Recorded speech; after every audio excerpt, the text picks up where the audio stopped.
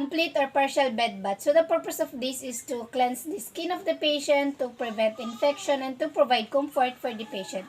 So prior to the procedure for the assessment, first let's identify the patient using at least 2 identifiers. So good morning, ma'am. I am Giselle Bisteban, your student nurse for today. May I know your name, ma'am? Can you state your name and your birthday?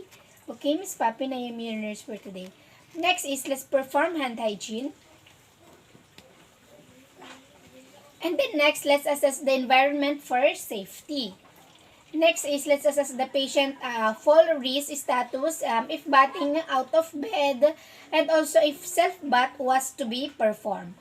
Also, let's assess the patient's tolerate for batting, and also let's assess the patient's cognitive and functional status, and then observe the patient response if dementia is suspected. So next, let's assess the patient visual status, the ability to sit without support, and also let's assess the hand grasp and range of motion of extremities. Also, let's assess the presence of position of external medical equipment, and also let's assess the patient's bathing preference, and also let's ask if the patient had noticed any problems related to condition of the skin or genitalia. And also let's assess the condition of the patient's skin before and also during bathing, and note presence of dryness and excessive moisture of the skin. Also, let's identify risk for skin impairment, and let's assess patient's comfort using the pain scale. So, ma'am, do you felt any pain? Okay, none. So, we can scale the pain from 0 to 10. 0 is the least and 10 is the greatest pain. So, 4. Okay, ma'am. So, it is tolerated. So, next is let's assess the patient knowledge and perceptions on the skin hygiene that we're going to perform. Also, let's review the orders for specific precautions, and let's precautions concerning the patient's movement or the position, and confirm with the patient's allergies to bath products like the soap, and also to the other product needed in the procedure. So now let's proceed to the planning. So first, let's identify the expected outcomes. Next, let's explain the procedure to the patient. So, ma'am, I am going to perform bed bath. So the purpose of this is to cleanse your skin and to provide you comfort. Okay, ma'am? Also, let's ask the patient for suggestion on how to prepare supplies and how much of bath patient wishes to complete. Also, let's adjust the room temperature and ventilation. And also, let's provide privacy by closing the door and drawing the curtains. And then next is let's prepare the equipment, place the supplies in the bedside and bedside table, and let's ensure that the call light is within reach, and the bed is low and lock if necessary, and if we leave the room. So now let's proceed to the implementation. So first, let's apply the clean gloves, and let's offer a urinal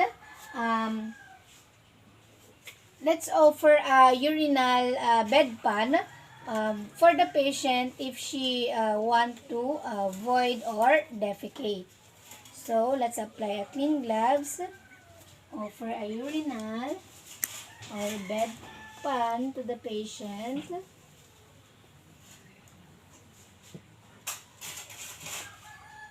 Then, after that, after the patient urinate or defecate, so let's remove it.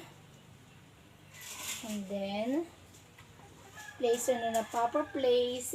And let's provide a towel and washcloth if she needed. And then next, let's remove our gloves. Then discard. And then next is let's perform hand hygiene again. And then let's apply a new clean gloves.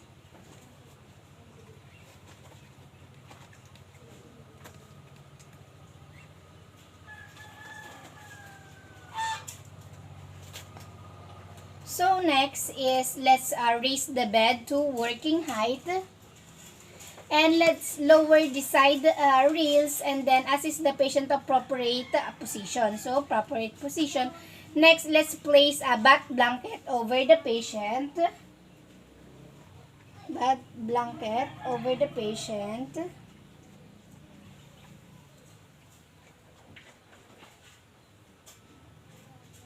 Then, let's remove the top sheet while the patient held the blanket.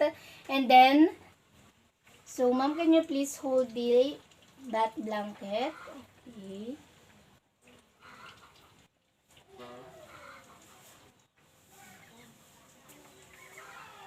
So now, let's place this soiled linen in the laundry bag.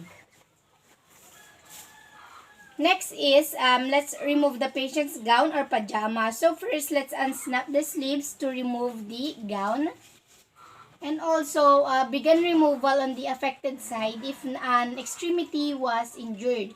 Also, let's remove the gown properly if the patient had an IV. IV line and gown has no snap. So, let's remove.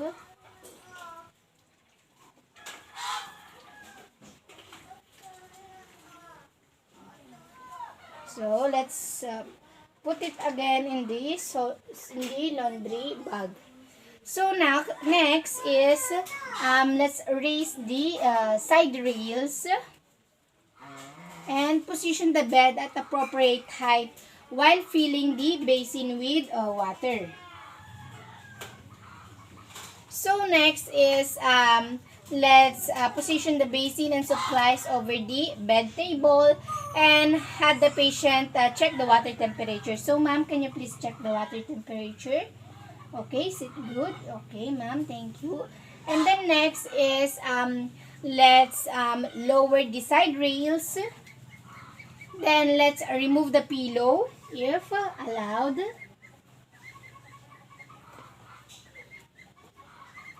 And then next is, let's raise the head of bed appropriately. Then let's place a towel under the patient's heads and over the chest.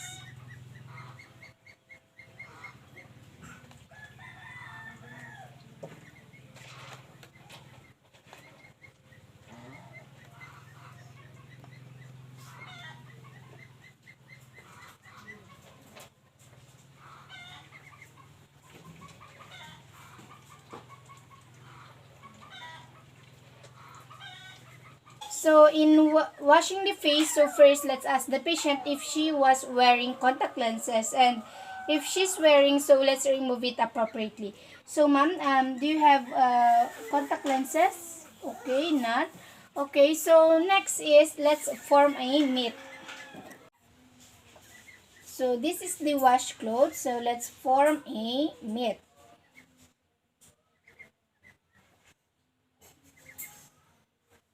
And then next is, let's immerse it in a water and wrung out thoroughly. So next, let's wash the patient's eyes properly and use clean area of clothes for each eye. And then soak cross on the eyelids before attempting removal and dry the eyes.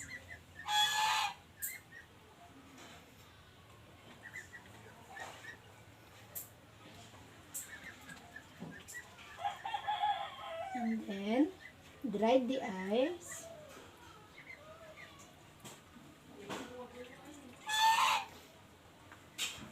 And then next is, let's ask the patient if she preferred soap to use on his face during face wash. So ma'am, do you want me to use soap on your face? Okay, no? Okay, so next, let's rinse and dry the face. And then let's wash the neck.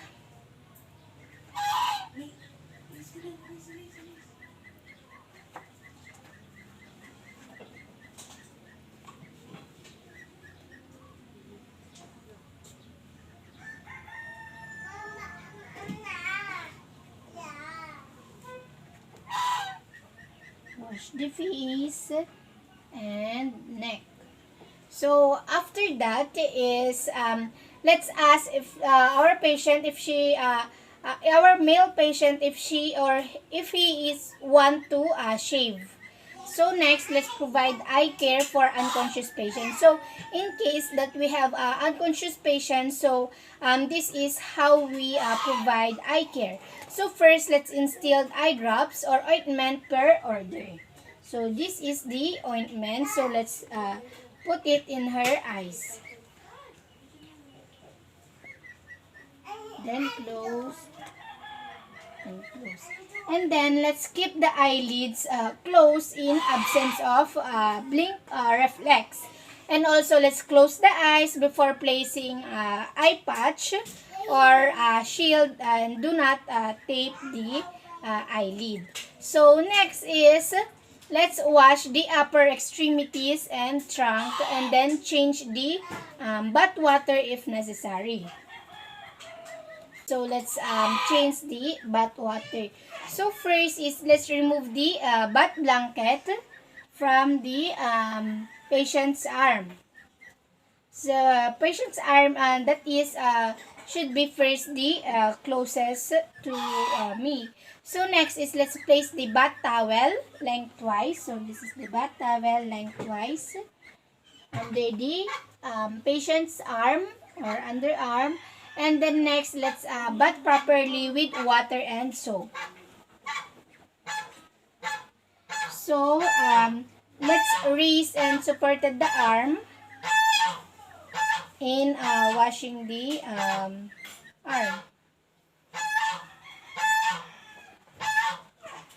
So, using a firm long stroke.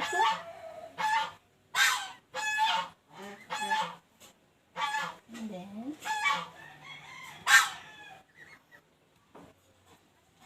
and then next is let's raise and supported the arm and wash the axilla.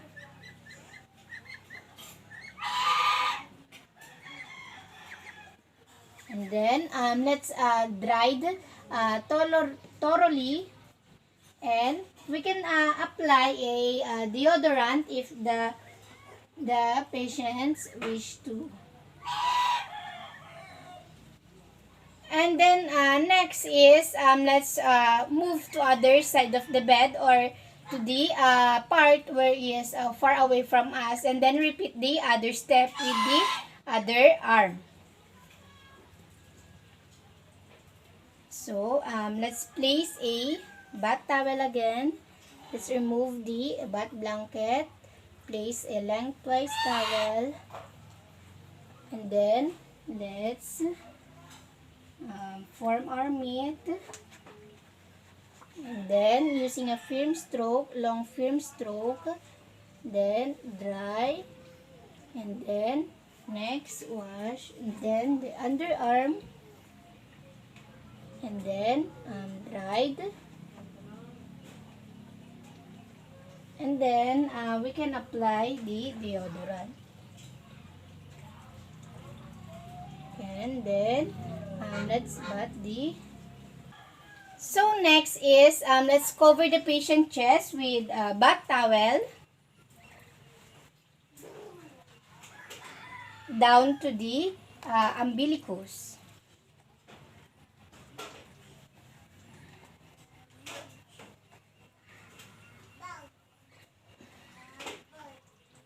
And then next, let's bath the chest properly using a long firm stroke again. And then dried well. So using a long firm stroke, we cleanse the chest and to the umbilicus. So next, let's dried. So in our female client, we can up the breast and then cleanse under the breast of the female client, or we can press and then clean into the under of the breast of the female client. So next, we are done in the chest, so let's wash the hands and nails. So we can offer a basin of water to the hands and nails. So let's fold a bath towel And then, place it in a basin. So, we are done. And then, let's allow the patient to soak her hand and before or clean the nails and then dry the hands well separately on the other side.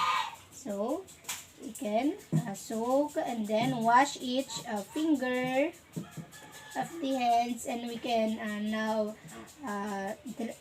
cleanse the nails. So, let's do it into the other side. Then dried. And let's do to the other side or other hand. Let's clean each fingers. And then dried. And next is let's check the temperature of bath towel and then change the water if necessary. Next is let's wash the abdomen.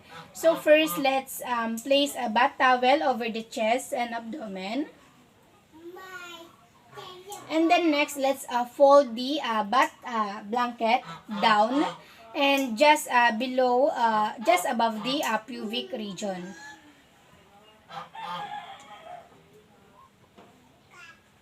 And then next is let's bath, rinse, and dry the abdomen.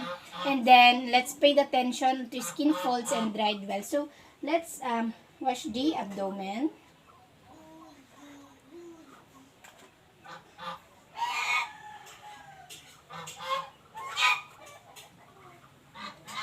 Then dried. Then next is let's apply the clean gown, do affected sides, and then wait until end bath is appropriate. So this is the new gown. So let's apply it to the patient.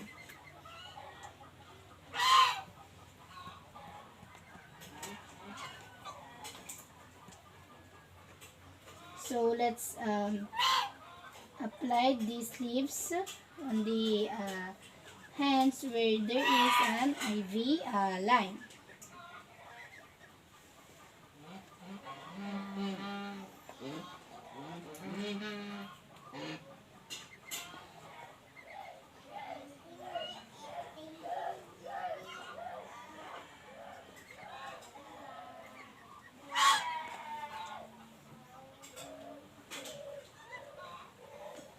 And then next is we are done in applying the gown and dress the affected side. So let's wait until the bath is appropriate. So next, let's wash the lower extremities.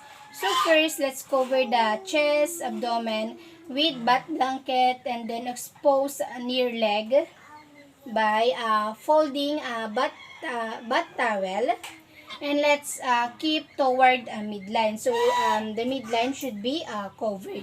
And let's ensure that the other leg and perineum remain draped and place towel under leg. So let's place towel under leg. It should be lengthwise. And then let's wash the leg. So wash leg properly. Let's assess for any signs of redness, swelling, or leg pain. So using a firm stroke, so from toes to the legs, to the thigh. Then let's dry. And then next is let's do it to the other side. So let's place a bath towel.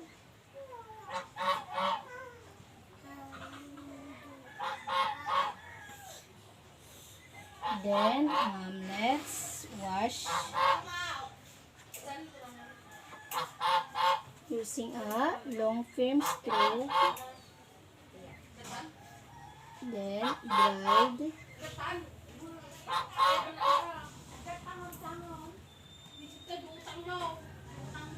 Then cover.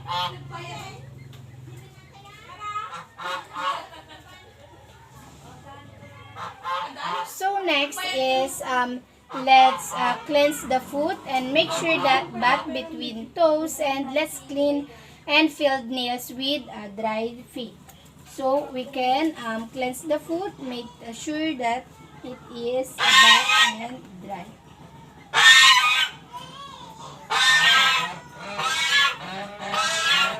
So each toes.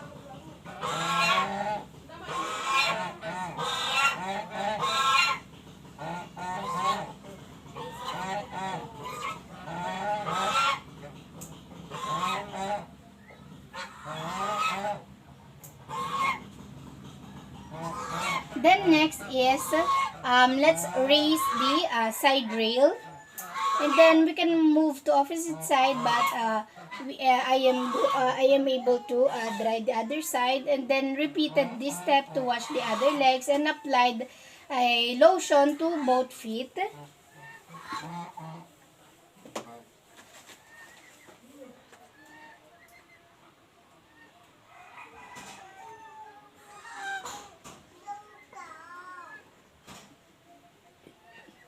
And then next, let's apply, next is let's cover the patient with a bath blanket, and then raise the side rail, and then change the bath towel. So next is let's wash the back. So first, we are done in applying the gloves. So next, let's lower the side rails.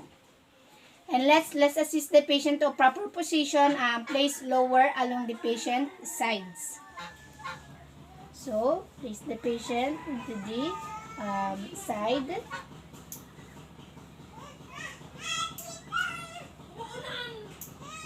So, next is, after we place the patient to the side, so first, let's enclose any fecal matter or toilet tissue, and then remove with disposed wipe. So, next is, let's keep the patient drape by sliding bath blanket over the shoulder. Should be lengthwise. And then next is, during bathing wash, let's rinse, dry, and debug properly. So let's also pay attention to folds and buttocks and anus. So first on the shoulder, and then back.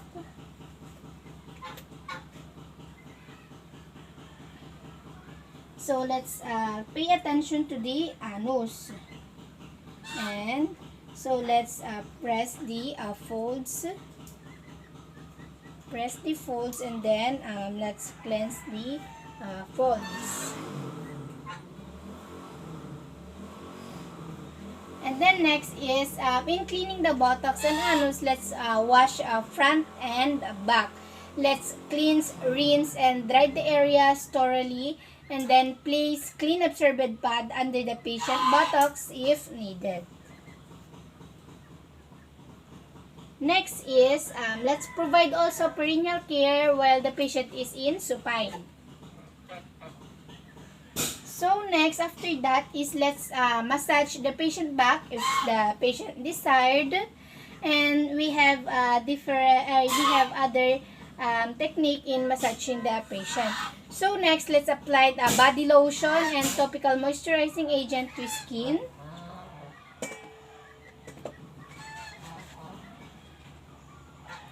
And then next is, let's remove and let's back the patient or return the patient to the comfortable position or to the supine position. So let's assist the patient.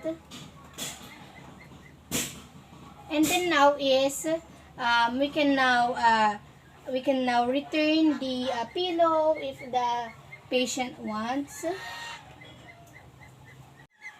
So we are done in applying or in giving the pillow. So next is, let's remove and dispose our gloves. And then let's perform hand hygiene before helping our patient finish with the grooming. So we are done in upper grooming. So next in the lower extremities grooming, or wearing of the gown. or pajamas. So next, let's check function and position of external devices like the IVs, IV of the patient. And next, let's replace the top linen before removing the bath blanket. So let's replace the top linen, and then let's remove the bath blanket.